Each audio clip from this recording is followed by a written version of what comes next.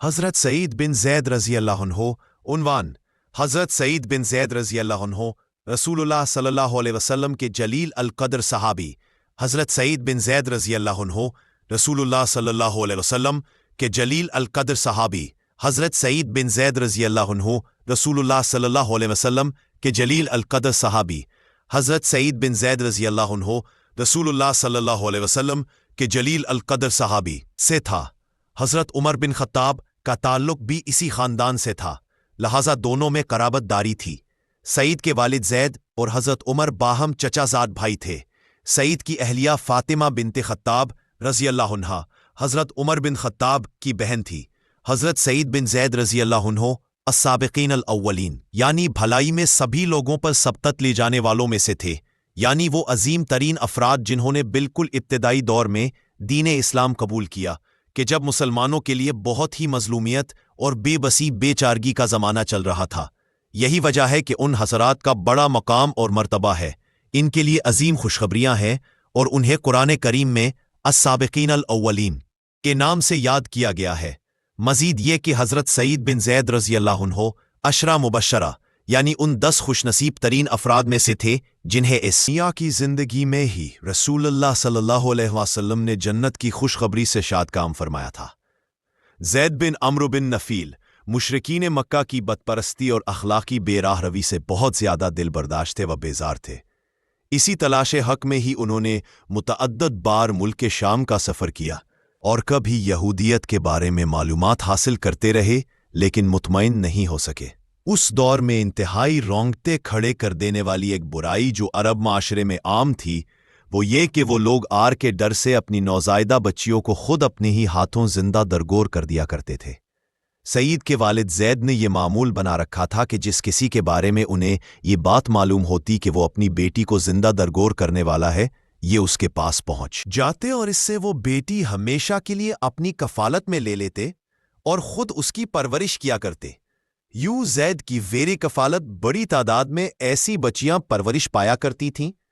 मक्का शहर में उन दिनों ज़ैद के बारे में ये बात मशहूर थी कि अजीज वकारिब और दोस्तों के साथ मेल जोल और मुलाकात की गर्ज से आम दुरफ्त के मौके पर या किसी के घर में गोश्त नहीं खाया करते थे।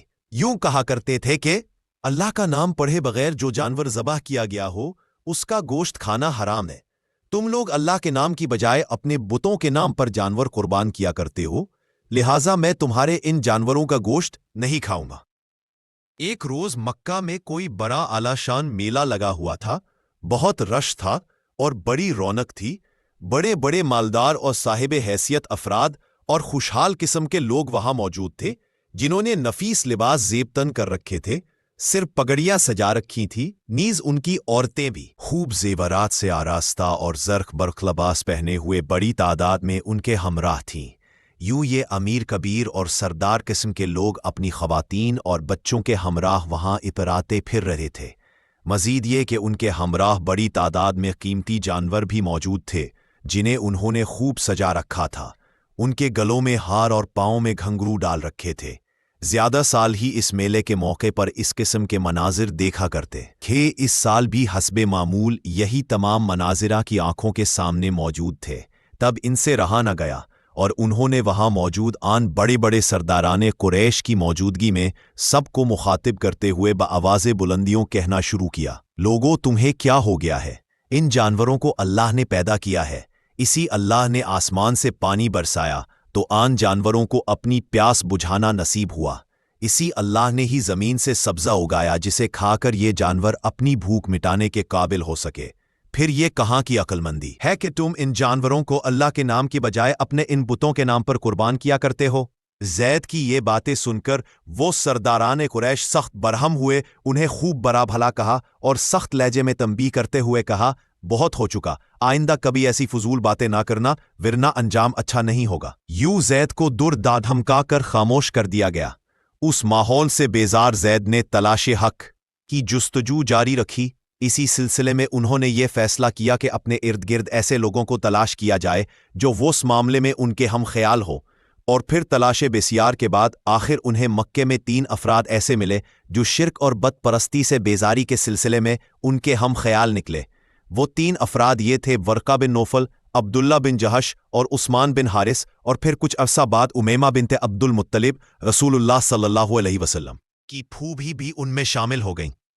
اس دوران زید مسلسل تلاش حق کی خاطر جستجو میں مشغول و منہمک رہے۔ نصرانیت اور یہودیت کی تعلیمات کے بارے میں انہوں نے بہت زیادہ غور و فکر کیا، لیکن ان کا دل یہ گواہی دیتا تھا کہ بس دین ابراہیم ہی اصل اور برحق دین ہے۔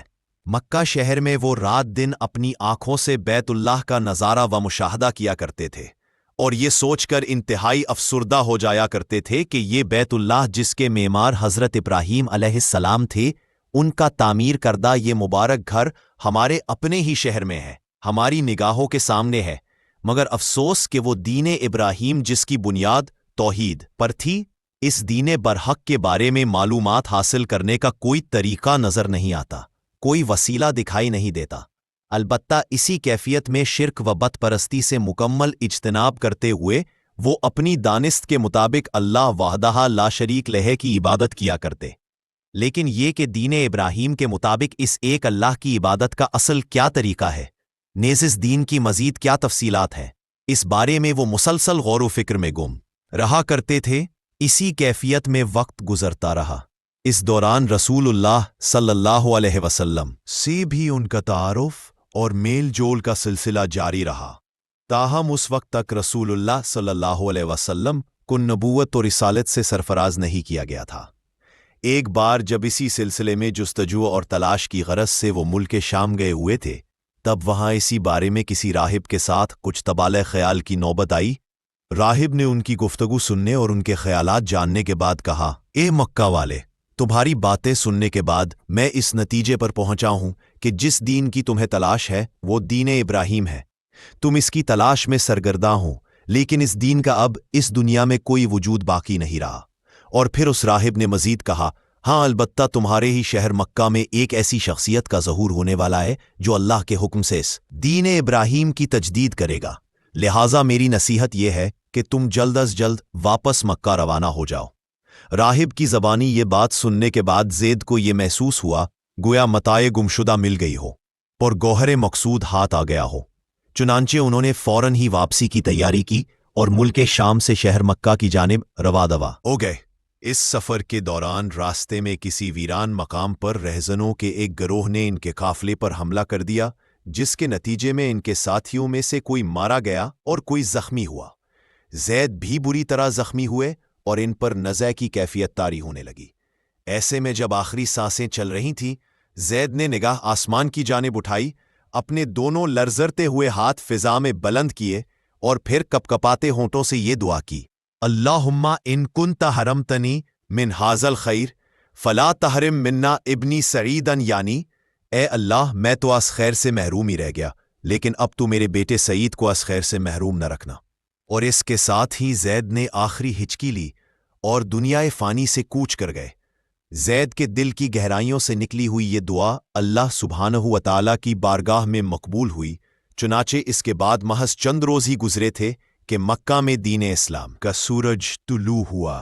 رسول اللہ نے اپنے رب کے حکم کی تعمیل کرتے ہوئے جب دنیا والوں کو اللہ کا پیغام پہنچانے اور دین برحق کی طرف دعوت دینے کا مبارک سلسلہ شروع فرمایا، تب زید کے بیٹے سعید ان خوش نصیب ترین افراد میں شامل تھے جنہوں نے بہت جلد اس دعوت حق پر لبیک کہتے ہوئے دین اسلام قبول کر لیا تھا۔ دراصل سعید بن زید کی تو آنکھ ہی اس گھرانے میں کھلی تھی جہاں مشرکین مکہ کے اس ماحول سے مکمل بیزاری و بے رغبتی پائی جاتی تھی۔ سعید کی تربیت ایسے باپ کی زیر نگرانی ہوئی تھی جو زندگی بھر تلاش حق میں سرگرداں رہتا تھا اور پھر اسی حق کی جستجو میں ہی دوران سفر اپنی جان دے دی تھی۔ رسول اللہ صلی اللہ علیہ وسلم کی دعوت حق پر دل و جان سے لبیک کہتے ہوئے سعید محض تنہا ہی مسلمان نہیں ہوئے تھے، بلکہ ان کے ہمراہ ان کی اہلیہ فاطمہ بنت خطاب بھی مسلمان ہو گئی تھی۔ قبول اسلام کے بعد مشرکین مکہ کی طرف سے ایذا رسانیوں کے سلسلے زور و شور کے ساتھ شروع ہو گئے۔ مشرکین و مخالفین نے سر توڑ کوشش کی کہ سعید کسی طرح دین اسلام سے منحرف ہو جائیں۔ اس مقصد کے لیے ترغیب و ترہیب سمیت تمام حربے آزمائے گئے، لیکن مشرکین مکہ اپنی اس کوشش میں کامیاب نہ ہو سکے، بلکہ الٹا یہ صورت ہوئی کہ ان دونوں میاں بیوی نے مشرکین مکہ سے ان کی ایک انتہائی اہم اور بااثر ترین شخصیت کوچین لیا، یعنی عمر بن خطاب رضی اللہ عنہ دین اسلام کے ابتدائی دور میں جب مسلمانوں کے شدید دشمن تھے، انہی دنوں جب انہیں یہ بات معلوم ہوئی کہ ان کی اپنی بہن فاطمہ بنت خطاب اور بہنوئی سعید بن زید مسلمان ہو چکے ہیں، تب وہ انتہائی غیظ و غضب کی کیفیت میں بہن کے گھر پہنچے تھے، جہاں اس وقت حضرت خباب بن الارت ان دونوں کو قرآن پڑھا رہے تھے۔